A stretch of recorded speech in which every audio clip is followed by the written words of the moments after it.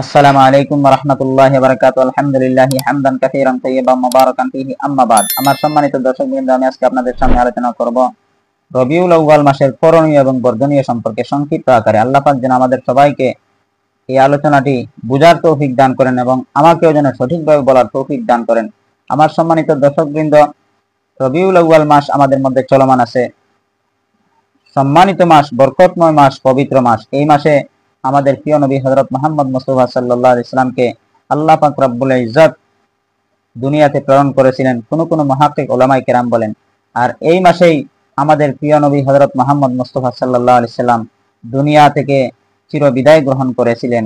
আমাদের প্রিয় নবী হযরত মুহাম্মদ মুস্তাফা সাল্লাল্লাহু আলাইহি ওয়াসাল্লাম এই মাসেই, অর্থাৎ রবিউল আউয়াল মাসেই তিনি মক্কা ছেড়ে আল্লাহ পাকের হুকুমে মদিনা শরীফে হিজরত করে চলে গিয়েছিলেন। এই মাসের এত মর্তবা, এত গুরুত্ব। এই মাস যেহেতু আমাদের মধ্যে চলমান, তাই এই মাসের মধ্যে আমরা কি করব এবং কি ছাড়ব।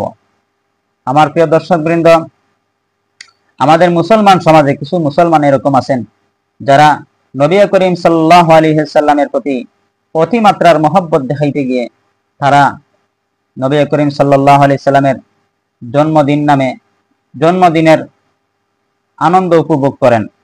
প্রকৃত উম্মত হিসাবে প্রায় সবার ভিতরে এই আনন্দ অবশ্যই আছে যে আমাদের প্রিয় নবী হযরত মুহাম্মদ মুস্তাফা সাল্লাল্লাহু আলাইহি সাল্লামকে আল্লাহ পাক সবচেয়ে বড় বানিয়েছেন, সবচেয়ে শ্রেষ্ঠ বানিয়েছেন। এবং আমাদের প্রিয় নবী সাল্লাল্লাহু আলাইহি সাল্লামকে আল্লাহ পাক না বানাইলে কোনো কিছুই আল্লাহ পাক বানাইতেন না। আল্লাহ পাক রব্বুল ইজ্জত তাকে দুনিয়াতে প্রেরণ করেছেন। দুনিয়ার সবাই খুশি, আসমান খুশি, জমিন খুশি, সবাই খুশি। আল্লাহ পাকের সব সৃষ্টি খুশি হয়ে গেছে আমাদের প্রিয় নবী সাল্লাল্লাহু আলাইহি সাল্লাম দুনিয়াতে আগমন করার কারণে। নবী করিম সাল্লাল্লাহু আলাইহি সাল্লামের আগমনে আমাদের সবার ঈমানি দায়িত্ব খুশি হওয়া। এই খুশি হওয়াটা কিভাবে আমরা প্রকাশ করব? আল্লাহ পাকের হুকুম এবং নবী করিম সাল্লাল্লাহু আলাইহি সাল্লামের তরিকায় আমরা প্রকাশ করব।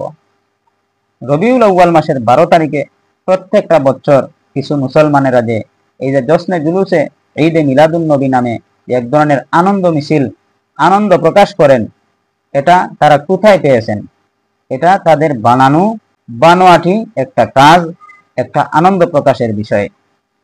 এই জিনিসটা না নবী করিম সাল্লাল্লাহু আলাইহি যুগে ছিল, না সাহাবায়ে কেরামদের যুগে ছিল। সাহাবায়ে কেরামরা তো আমাদের প্রিয় নবী সাল্লাল্লাহু আলাইহি সাল্লামকে নিজের জান মাল সবকিছুর চাইতে সবচেয়ে বেশি মহব্বত দিতেন, নবীজির মহব্বতকে সবচেয়ে অগ্রাধিকার দিতেন।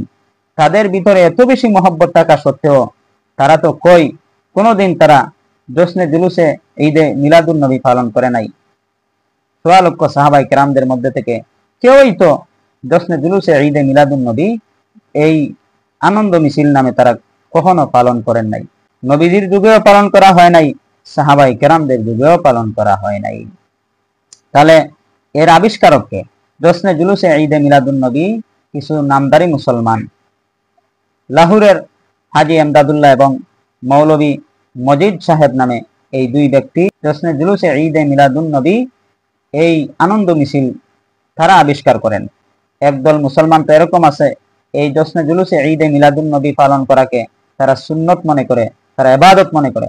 যারা ইবাদত মনে করে এই কাজ আবিষ্কার করেছে, এবং যারা ইবাদত মনে করে এই ধরনের জশ্নে জুলুসে ঈদে মিলাদুন নবী আনন্দ মিছিল করবে, তারা নিশ্চয়ই বেদাত কাজের মধ্যে জড়িত আছে। আর কিয়ামতের দিন আল্লাহর নবী সাল্লাল্লাহু আলাইহি ওয়াসাল্লামের আমলে জানেই, সুন্নতে জানেই, সাহাবায়ে কেরামদের আমলে সুন্নতে জানেই, এই সমস্ত আমল যারা করবে, ইবাদত মনে করে করবে, কিয়ামতের দিন আমাদের প্রিয় নবী হযরত মুহাম্মদ সাল্লাল্লাহু আলাইহি ওয়াসাল্লাম এদেরকে উম্মত বলে চিনবেন না, এদেরকে তাড়িয়ে দেওয়া হবে হাউজে কাউসারের পানি পান করা থেকে।